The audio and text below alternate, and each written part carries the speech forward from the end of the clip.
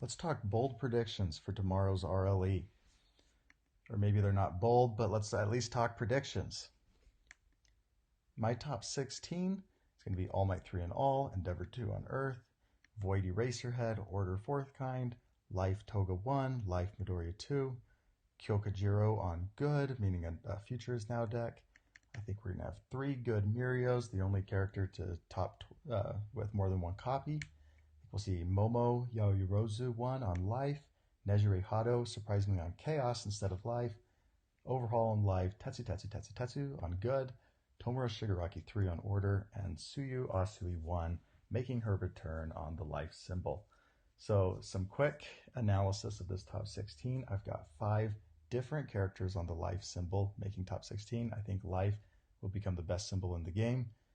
Maybe it always has been, but I feel like Order was this last season. And the Life symbol is very, very well diversified right now. There's a lot of different ways you could go on it. And so we're going to see 5 different characters make it on the Life symbol, whereas the Good symbol is going to be mainly carried by Mirio Tagada. And then I feel like Nejire Hado will be the only Chaos character to top. I think she runs the Chaos charge package the best, and she really gets this very aggressive plan as a 7-hander. Eraserhead on Void is primarily due to the Rejuvenating Smash, taking this character to the next level. We have Toga 1 on Life. I feel like you could take Jose's RLE winning list last season, just add in repeated 100% Smash, and it's just that much better. Still very, very strong. Endeavor 2 will be the only character to top with the Earth symbol. And that's about it. I think Tetsu is taking the Nomu spot here. I don't think Nomu's going to make it. I think Tetsu got some cool things. Certainly he got Rejuvenating Smash as well. That's a key component of most of these decks is Rejuvenating Smash. And then he got things like Practical Studies and Lemillion of the Big Three to continue adding speed to his moves. And so that would not shock me if he made it in. We already saw Tetsu make top cuts in California, and I think we'll see the train keep on going. Okay, from this top cuts, I think Life will usurp Order as the strongest symbol. Maybe you'll say Life always was. But this is going to be for 5 reasons. It's got the best, Life has the best 0 difficulty foundations, and then it also has ways to build those in for free using Back Alley Haymaker and Overhead Reversal. We get the most value-dense attacks with Back Alley Haymaker and Tongue Whip and Nejire Wave and Rejuvenating Smash getting a free momentum, and Home Run Comet getting you a free momentum from your stage to use for the powerful. The Life symbol's really good at ignoring progressive difficulty. We've had Dual Needle Lunge to go to your momentum, Piercing Thorn Lances and Amphibious Ambush to send something else to your momentum, Staff Strike to make things not care about progressive, and the Futures Now, which I didn't list here.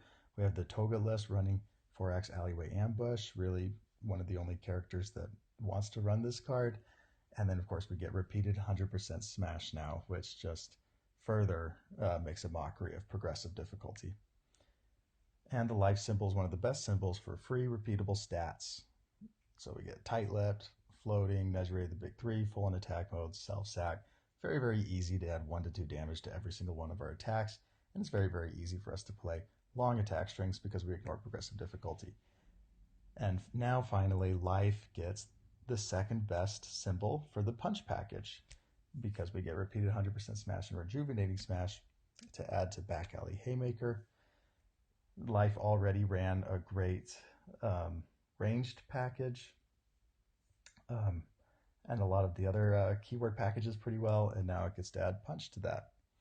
And finally, Life has the most answers for Mirio, which is going to be very, very important this weekend. We get Faith Shield and Wall Cling to get Omni Blocks. We get Cooperation Offer to keep Mirio's attacks mid and give it -3 speed.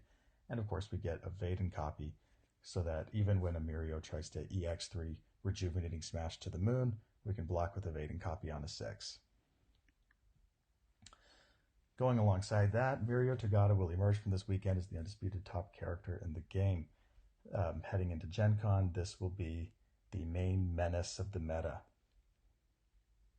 I think this will partly be due to how much play Mirio Togata sees. I think we'll probably see 20% of the field playing this character. So that's why it's not going to be surprising when 3 Mirios top. That's going to sort of almost be expected based on how many people play this character. But with the rise of Mirio and the life symbol, I believe True Form will be rendered completely unplayable. I think Mirio's already a bad matchup for this guy. He steals the momentum that True Form needs because Mirio's playing 3 to 4 Capture Evildoers in a flat 50 card list. If Mirio has momentum, he can just drop the Dunk Detroit Smash down to 0 damage. But not only that, we're going to see 10 characters with the life and good symbols and top cuts.